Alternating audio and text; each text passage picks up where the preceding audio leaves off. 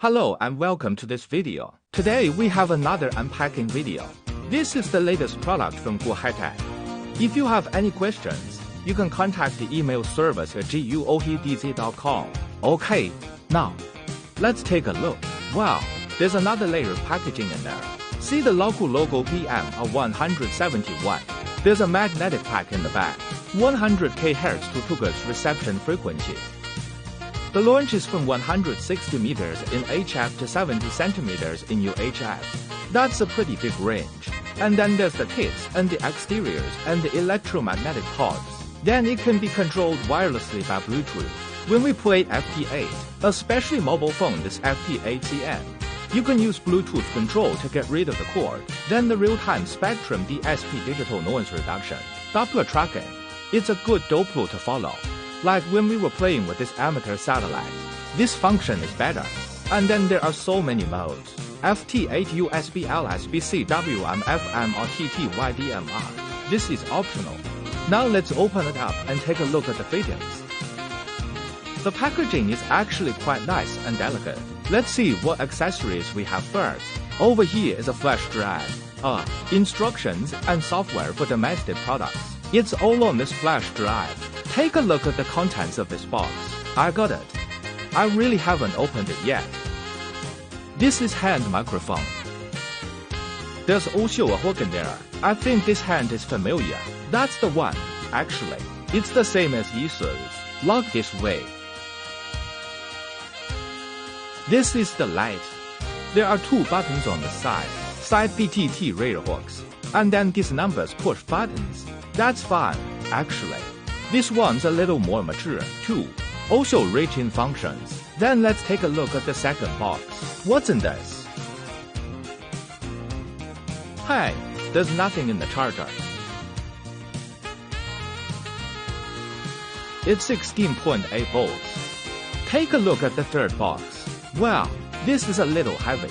If it's a little heavy, this must be the battery pack. Take a look at this battery. I got a rough idea. That's like a 5 amp tank capacity. This is the interface directly to the machine. Right next to this is the charging port.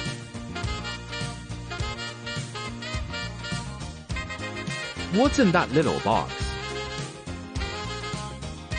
Oh, one of these is power cords. Let's say, at the base station, or when the external lithium battery is connected, you can use this. This is USB. Well, this should be the data cable, because this machine has that virtual sound card. We connect to the computer to play FT8. Or when you're communicating, well, a USB cable will do the trick.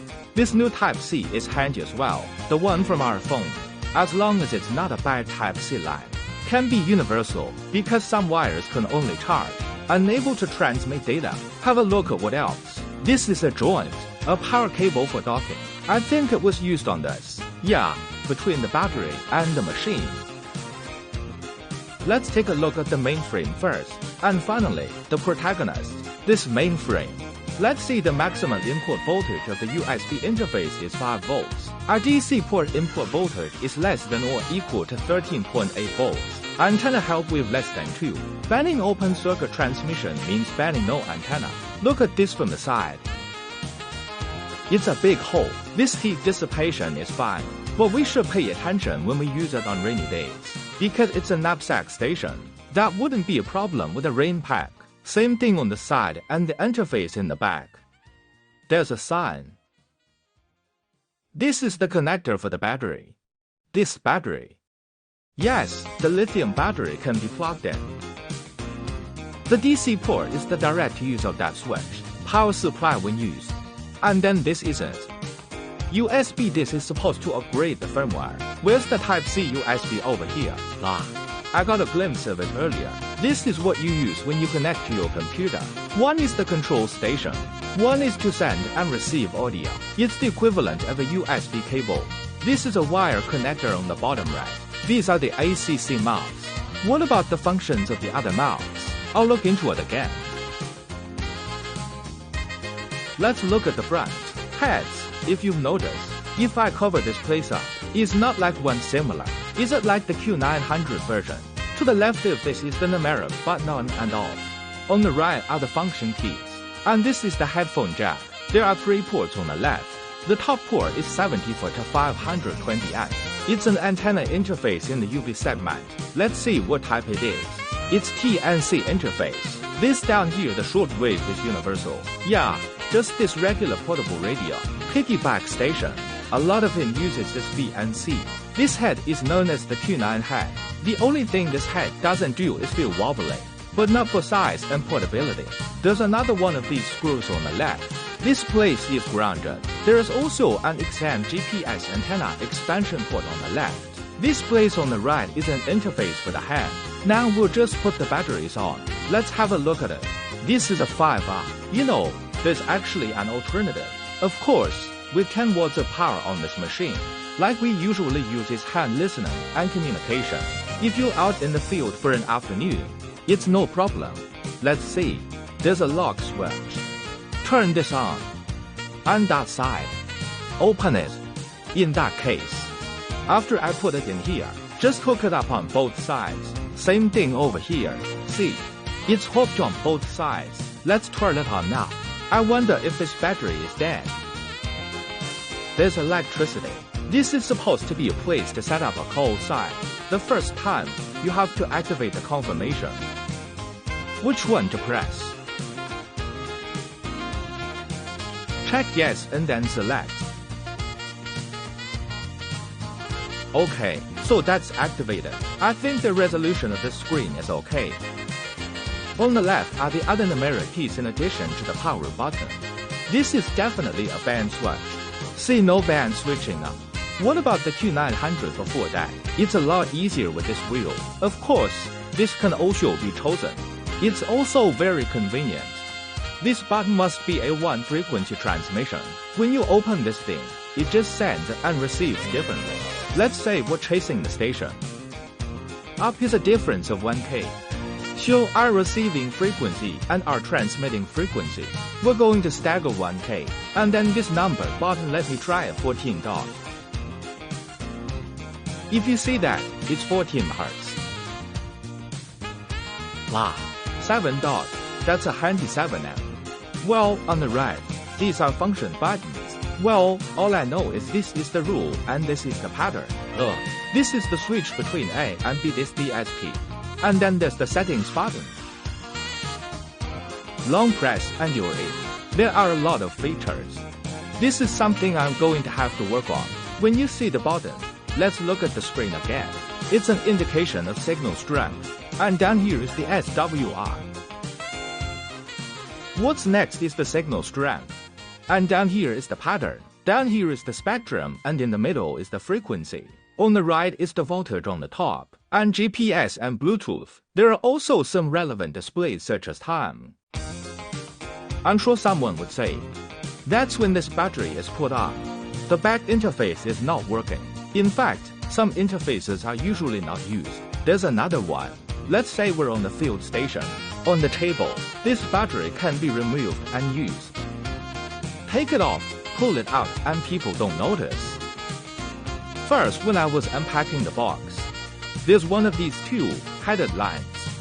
This line ends at this DC port, then connect the other end to this charging port. It's also a discharge port. This one works both in and out. Look, the machine will turn on too.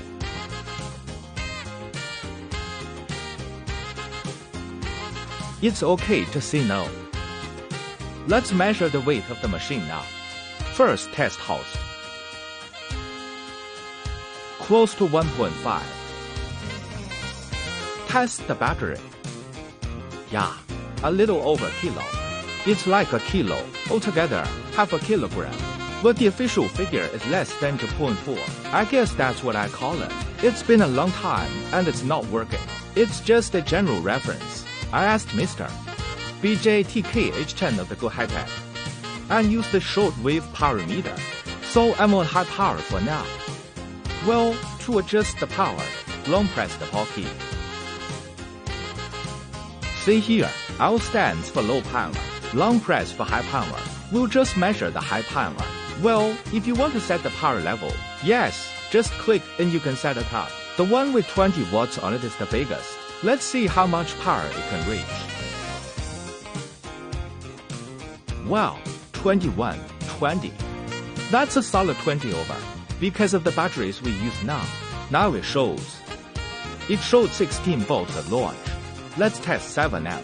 Well, when we were testing, it is recommended that you use CW mode or FM mode. So you don't have to whistle, like this, it's 7M. FM mode is not high power pinch PTT. That's a little more power. 22 watts. Now I'm just going to test this UV segment. Let's see what the power is. And this head up here is called the TNC head. Well, there's a lot of converters on Taobao. I happen to have TNC at home, and then turn it into an M head or a BNC. Rotate according to everyone's needs. There's also this TNC antenna. I don't know if I can buy it. For the UV segment, you need to change the bead watch, because this is short wave. Okay, the bead watch is hooked up. Well, now we're testing micro segments. Look at the frequency 147.500. Let's see what the power is. I also set it to high power. I always measure high power. A 17.2 to a 17.1 to 17.1C. Well, 10 watts above the spec. The frequency is also accurate. You segment look at the power. A 9.57, 9.37 is also about 10 watts. No problem, because maybe the battery is low. Through the short wave and UV tests, that means the power on all bands is okay.